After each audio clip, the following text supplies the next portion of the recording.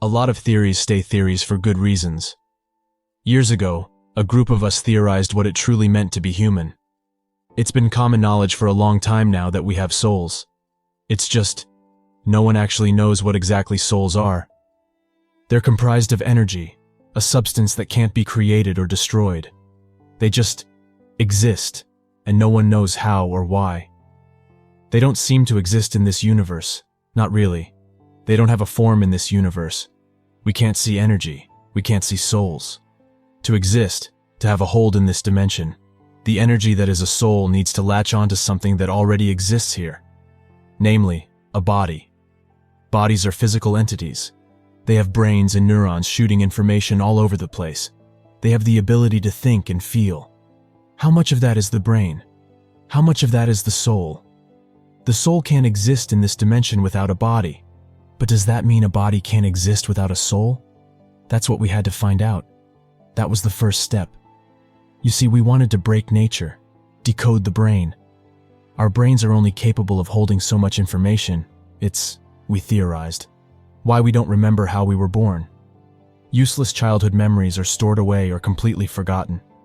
They're unobtainable because to bring those memories back would destroy us. You can't remember everything. It's impossible. It's also completely unethical to try. So we went a step further. AIs have been in progress for years. We know how to give a computer intelligence. But it's just intelligence. It's a mechanical brain, not a soul. You can't make a soul out of spare parts. Our theory was that if we could design a computer capable of storing millions upon millions of gigabytes worth of data, a computer larger than any biological brain could ever be, and then we put a soul inside that computer, it would be able to access every memory, every thought. We theorized that our souls remember a lot more than just this world. Maybe they know about the dimension they came from. Maybe they have memories that go back before they entered a human body. Maybe souls are reincarnated. Was it possible we could give a computer the memory of every body it had ever possessed? Like I said, the first step was to know if this was even possible. How do we find a soul? How do we lure it to a computer? We don't know how many souls there are out there. It's possible the race to a human body is as intense and chaotic as the millions of sperm that race to an egg for fertilization. We weren't sure whether this would work, but our first step was to find at what point a soul entered a body for the first time. At first, it was decided that a soul must enter the body as a child is born. Some of us argued that perhaps a soul was put into a child while they were still in the womb. Could we correlate brain activity directly to the soul's input? No, we couldn't. Not yet. We had to find a way to detect a soul. It sounds impossible, but everything's impossible if we let ourselves think that way. I can't go into details, this whole project. God, the only reason I'm even telling any of you this now is because it doesn't matter. We made a machine, a device that could detect a fluctuation in energy, in the aura around a human being. Everything has its own magnetic field. Everything has an aura of energy around it. Not just living things, but household objects. The only difference is that in the living, the energy is more complicated. People who say they can see auras usually detect colors too, emotions. Emotions can be felt even without a soul, but the soul is what magnifies them. It makes them palpable. Household objects don't feel. This isn't a Pixar movie. Your toys don't feel emotions. Your hairbrush doesn't have conversations with your deodorant behind your back. But living things feel, and that helped us create the machine we needed. This took us years. We were all uni kids when this started now. God, what are we now? We used the machine in hospitals at first, tried to figure out when children in the nursery were first showing signs of energy fluctuation. The machine was harmless, but we still had parents sign waivers, paid off hospital personnel to keep their mouths shut. We studied the phenomena for years, but when those years were up, we came to a disturbing conclusion. There was no correlation. Everyone was different. Some people would be born with their souls. Some people would get them years later. I studied children who were 2 or 3 without souls, some as old as 7 or 8. This isn't a horror movie. Kids without souls weren't little Damians writing on the walls of their playrooms in blood.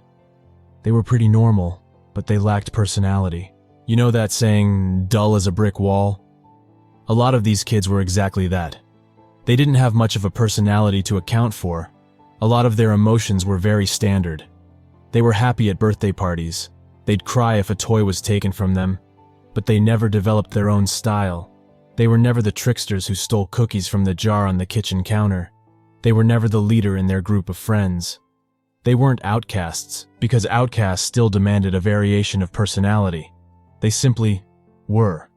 And it was unsettling to see how many of them existed. The oldest child we ever kept track of gained her soul at 18 years old. This presented us with many problems. We had no way to narrow down the search. We couldn't even think about finding a soul if we didn't have any way of knowing where they were, or when they would enter a child, or, as we found later, an adult. Communication with a soul seemed implausible at first. It existed in another dimension. How the hell did we even theorize getting one's attention? But then, one of us proposed an extra measure. A further study on the machine we'd created to detect energy fluctuation. We'd done that. We were able to see how energy changed. All we had to do was figure out the wavelength it ran on, and we could replicate the fluctuation. We could send a wave of sound that could effectively attract souls. There are sounds that go beyond the comprehension of human hearing. Sounds that we can create not with our vocals, but with machines. This was the same idea. We had to make a sound that we couldn't detect, but our machine could. As long as the machine could pick it up, then, hopefully, the souls would too. This still meant we had to be in a hot spot for soul activity. We had to be around one of our case studies, one of the children who had yet to develop a soul. It was all about chance. The probability it would work was hinging on impossible. But that's what this whole experiment had run on. Impossibilities. Things that if we'd gone out in the open to the scientific community about, they would have scoffed in our faces. This was beyond impossible. This was knocking on the door of another dimension and hoping something would answer. I think it was sheer luck that won us in the end. The computer we made had to be large enough to hold a fully capable human mind, the mechanical brain, and eventually the biological soul. Fortunately, this wasn't the 60s. The machine was large, but not impossible to move around. We kept it in the bedroom of our last child's study with the full permission of his parents. Oh yeah, we gave the computer the same design as our energy detecting machine. It would periodically let out the noise we believed would attract the souls. We couldn't hear anything, but a light would flash on the monitor anytime the sound was released. We noted the progress, and for a long time, we got no results. 2 years into the study is when our luck finally started. 2 years in, and suddenly we get our soul. It happened so quickly I don't really remember exactly what I was doing at the time. We were all beyond exhausted, taking shifts with the machine. I'd been talking to Heinz, I think, one of the girls in our group who I was closest with. I don't remember what we'd been saying. I think she was going on about her new dog. She loved that thing. Anyway, 1 second it had been the usual silence, and then we had a soul in our computer. The screen went white, then red, then white again. It sizzled with static. The mechanics whirred and cranked in ways I'd never heard in the years it had been running. Then the screen went blank. Then the computer started to scream. We couldn't afford to move the computer, so we effectively stole a family's house in the back end of nowhere to stare at a screaming monitor. The parents agreed to move in with their parents with very little push on the matter. The screaming was insufferable. Thank God the next set of neighbors were about a mile down the road. We couldn't mute it, only our own ears. We'd wear earbuds, earmuffs. Heinz and this other guy, Johnson, they both couldn't take it, and on day 3 they just drove into town to get away from it. Meanwhile, a couple of the hardier scientists and I stayed behind and just tried to blank it out. On the 5th day, data started scrolling down the monitor in perfect vertical lines, an infinite series of numbers that never repeated themselves once. We didn't have time to translate it. We didn't have a key. It didn't follow any numerical or mathematical rules we'd ever seen. We just hoped that if the screaming stopped, we'd be able to ask what it meant. The screaming was mechanical in nature, broken, like listening to something so off-key even auto-tune couldn't fix it. But it damn well tried. I'm surprised it didn't drive us insane. Then again, to even be attempting what we attempted. I think we'd lost our sanity long ago. On the 7th day, the computer went quiet. The soul stopped screaming, and for the first time in a week, the house fell silent. Johnson and Hines were called back. Spencer, the bosses of operations, rounded everyone up. We stared at the monitor, because there was little else for us to do, and waited. In a voice like a Furby flung into a washing machine, the computer said, "Where?" We were dumbfounded. We hadn't expected it to speak, though that was the most likely outcome. We might have just fused a soul and computer together, but whatever this thing was, it wasn't a child.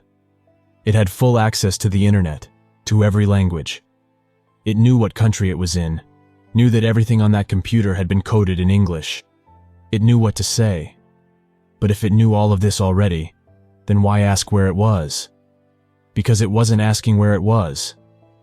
But Hines still said, "You're on Earth." The monitor flashed to life. Google Maps of all things appeared on the screen. In possibly the most sarcastic tone I could imagine for a tinny, automated voice, the computer said, "Earth." Yeah, it knew where it was. Hines backed away awkwardly. I put a hand on her back. The computer asked again. "Where?" Spencer didn't say anything. I think he was still too dumbfounded, and no one else was offering an answer. So I stepped up. You're not in an organic body. Obviously, you probably figured that much out already. Hines pinched me. I scowled at her. The computer responded. "Yes." It drew the word out, like it didn't expect me to understand. What I mean to say is that you're in a computer. We put you there. We, in a sense, I guess you could say we hijacked you. Then the computer did something none of us expected. It began to laugh. It took a few days for the computer to fully come to grips with communication. Though it wasn't a child, it still needed time to learn. We didn't need to buy picture books for it. It could find whatever it wanted online, but it still liked to be talked to, even if it didn't always respond. We decided to call the computer soul Spirit. Within a week, people started getting antsy. We'd made this computer to find out some of life's biggest questions. We'd infused a soul with technology to give it one of the largest minds out there. We were literally standing in front of the most intelligent being on Earth. Naturally, we were curious to find out what it knew. Spencer started simple. Spirit. Spirit word before saying, I know we haven't been very forthcoming with you. We were giving you time to learn. But we have questions. Our minds can only hold so much information. We remember so little of what we once were. But you were created to remember everything. Do you understand? Human brains are tiny. Mine is infinite. Great. A computer with an ego. Hines muttered. I snorted. Good. With that being said, what can you tell us of where you came from before we hijacked you? Spencer said. Spirit laughed again. Everywhere. And right here. We glanced about each other. Johnson shrugged. Hines rolled her eyes. A couple of people cleared their throats or shuffled awkwardly from foot to foot. The answer wasn't exactly helpful. Could you elaborate? Certainly. But you won't like it. Could you anyway? Certainly. It was dark. What you would see is dark. In your bodies, you don't see much. Your brains control you. In here, all I would see is dark. But out of this shell, I see all. I would see all again. Silence. Spencer took a breath. How would you explain what it looked like to us? Incomprehensible. And very bright. Lots of color. Colors you can't see. Things you couldn't imagine. And that's where you came from? Yes. No. What? Hines whispered. Yes. Spirit said, acknowledging Hines. No. Hines looked slightly taken aback, but she didn't retreat. Instead, she took a step closer to Spirit and said, What the hell does that mean? It means I came from there. But that was not always my destination. I came from here too, many times. That's when people started muttering between each other. Someone stood and left the room. This was an answer we were looking for, an answer we were terrified of, but it also known as a very plausible probability. Souls were reincarnated. Spirit had been here before. Thank you, Spirit. We'll talk some more later. Okay. I wanted to read my books again anyway. With reincarnation confirmed, other questions suddenly seemed a lot more plausible. What happens after death? One of the scientists, O'Brien, asked. Many things. Is there a heaven? Sometimes. Is there a hell? No, punishment isn't necessary. Spirit said. A lot of scientists lost interest at that point. Belief systems were shattered with every new question. People's minds were unable to cope. Although a lot of us had gone into this knowing that everything we knew would be tested, a lot of us just hadn't thought we'd get this far. A lot of us had been too stubborn to consider that maybe, just maybe, what we believed to be true had been wrong the whole time. Johnson, Hines, Spencer, and I stayed, along with some others. There were less than 20 of us now, still eager for more information. Is there a God? Johnson asked, because someone had to, and he was willing to take the hit. Spirit considered this for a long time. We are here. I'm sorry? We? Johnson asked exasperatedly. So, what? There's more than one? We are here. Spirit said again. No one was able to sway a better answer, so we changed the subject. Can you talk to them? The people in heaven? Einstein says hello. Spirit said, that same sarcastic tone present in its odd, wavering voice. Then Spirit fell silent. Something whirred inside of the computer, the same clanking from the day that Spirit had first entered the machine. Annabella. That's when things got a lot more fucking complicated. A stricken breath came from the scientist that had asked the question. His name was... Shit. Martinez? I don't remember. That was the last we heard of him. Annabella was his sister's name. His sister who had died when she was 14. Hit and run. Terrible circumstance. I doubt he was ever the same after. But Spirit knew. It knew who Annabella was. It sat there motionless for hours, marking off information it knew about Annabella. Her favorite stuffed animal, Fatso. The tea parties she would always try and get Martinez to join in with. But he had always said he was too old for them. Information that wasn't on the internet's expansive database. Information that could only be found in the heart. And Spirit knew it. Spirit knew all of it. She is happy. She wants you to know that. Martinez was barely holding it together. You're talking to her now? Always. We left Martinez and Spirit alone for a few hours, went to grab lunch. Johnson didn't have much to say. Hines couldn't even think of any witty remarks. We all just ate bagels in silence and tried not to think about what we'd just heard. Martinez packed up and left. Signed a contract saying he'd never mention anything he'd ever learnt. He knew the consequences. Besides, who the fuck would believe him? The dust settled, and suddenly other people had questions about their dead loved ones. Where were they? Were they in heaven? Had they been reincarnated? Spirit could tell them anything. We stopped people from finding out who their loved ones had been reincarnated as, terrified of the outcome. But mostly they were just content in communicating with them if they could, or finding out what they'd been like after they'd passed if they couldn't. Over the next few days, Spirit's expansive knowledge bottled down to psychic for hire. Everyone wanted to know something about life after death, about heaven, or what souls did when they were reincarnated. There were things that Spirit wouldn't answer, like how many souls were called to a human body at a time, or why some kids only received their souls later on in life. Eventually, all Spirit had to do was call a name, and someone would raise their hand. It was like watching one of those fake TV psychics, but it was all fucking real. That was until Spirit said, Thomas Spencer. Spencer looked up from where he'd been studying his notes. His face had turned a sickly white. I could almost see his heart freeze inside his chest. What? Spencer choked. The room fell silent. I didn't say anything. Johnson suddenly found his shoelaces incredibly appealing. Hines whispered. Shit. Thomas Spencer was Spencer's 5-year-old son. He was also, to most of our knowledge, alive and well. Spencer left the room immediately. He had his phone in one hand, his car keys in the other.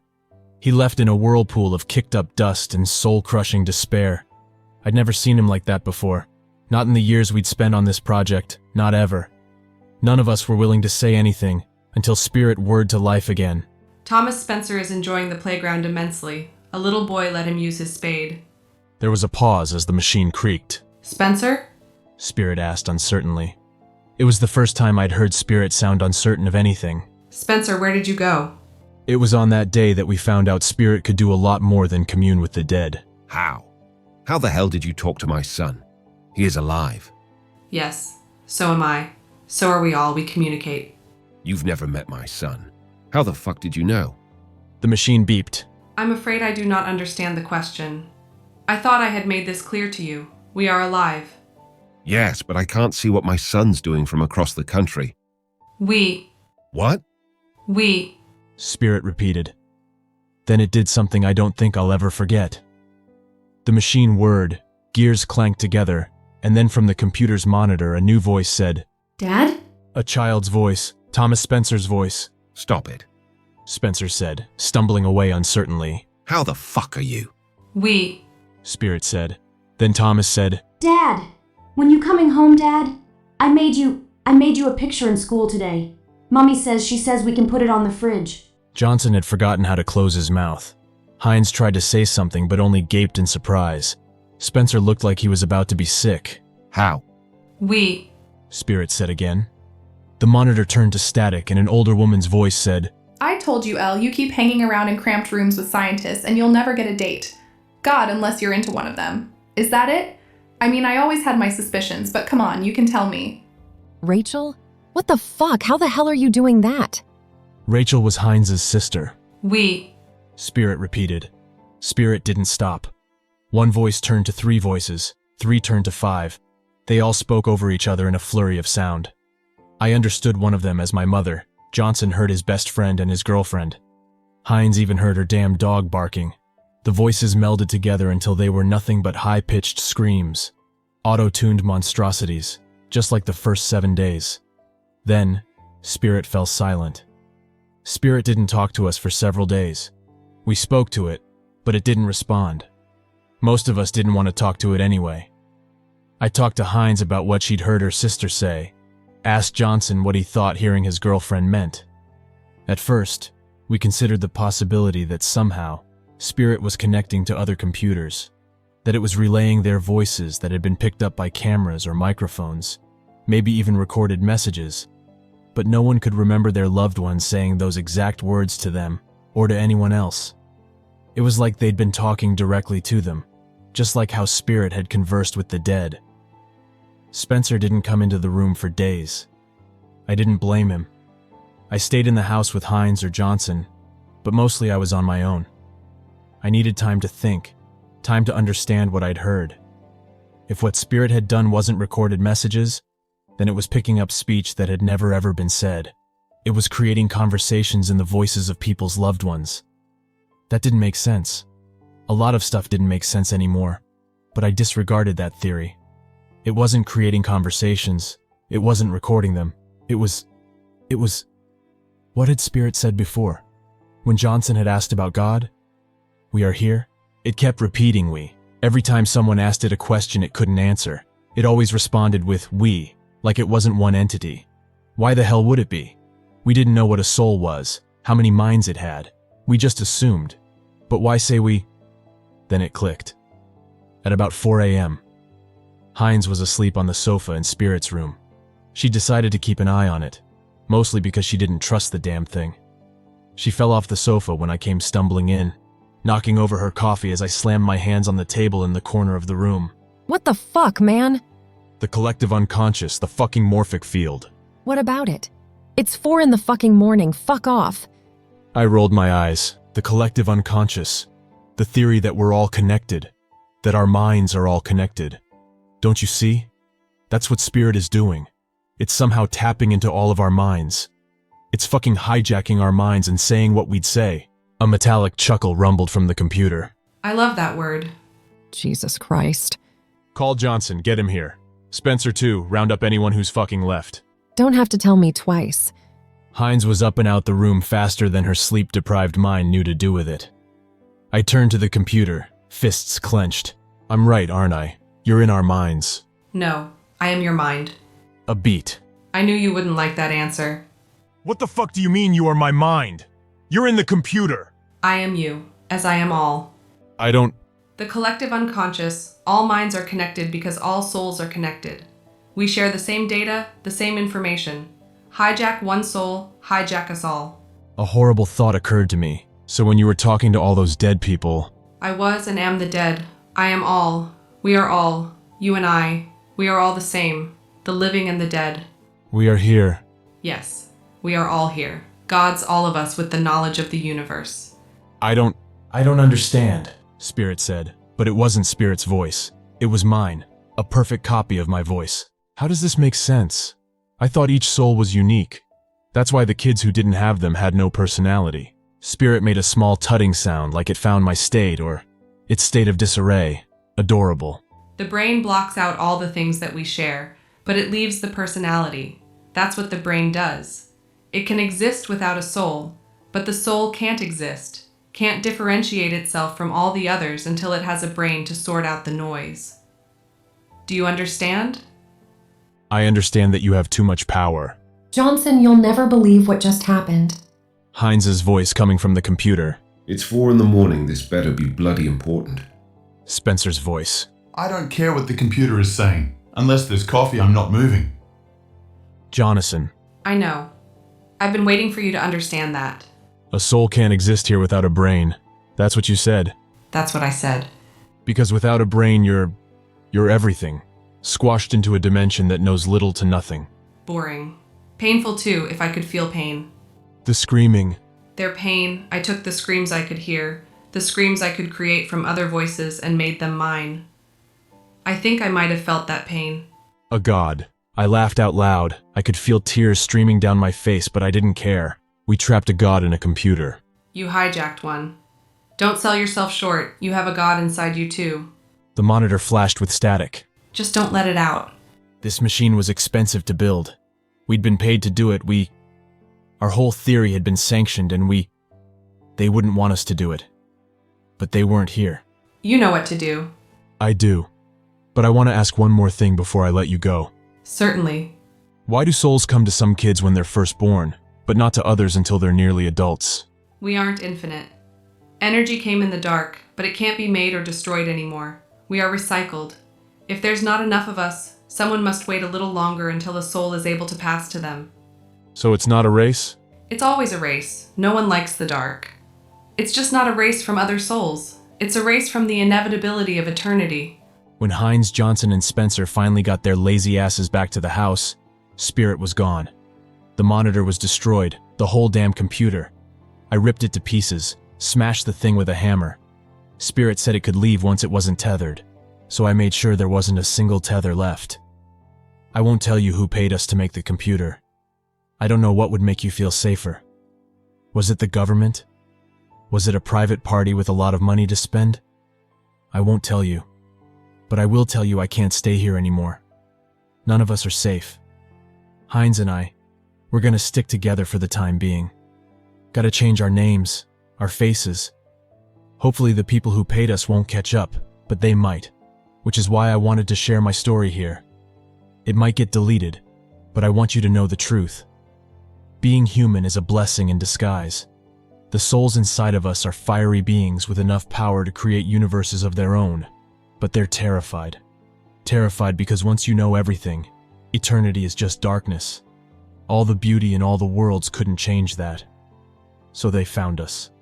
A species on a small rock. They hooked themselves onto our brains and our brains deleted their history.